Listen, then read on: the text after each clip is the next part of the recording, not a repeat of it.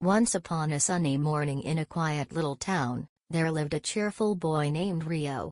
He was finishing his breakfast, but his eyes kept wandering to the shop outside the window. "Amma," he said excitedly, "can I get a Kit Kat today? Please, please." His mother smiled gently. "Only if you finish your breakfast, dear." And just like that, Rio gobbled up the last bite in record time. His Amma laughed softly and said, "Come on then, let's go." The little shop near their house was filled with colorful snacks and sweets. But Rio's eyes found his favorite, a bright red Kit Kat bar. "That one, Amma," he whispered eagerly. "Okay," she said teasingly, "but remember to share a bite with me." Rio grinned and said playfully, "Maybe later."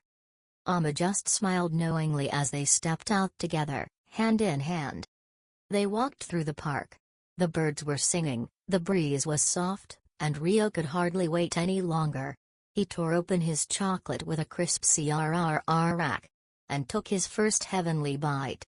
"Just one bite for Amma?" she asked gently.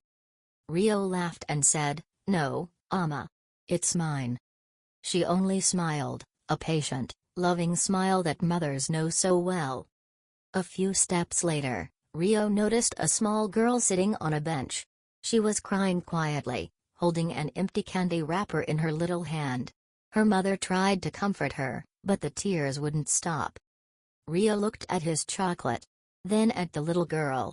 Something in his heart whispered what to do. Without thinking twice, he walked up to her, knelt down, and held out half of his Kit Kat.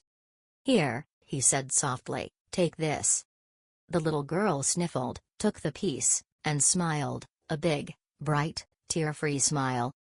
Her mother watched from behind, her eyes shining with gratitude. She came over, touched Rio's shoulder, and said, "Such a kind boy. Wait here, dear."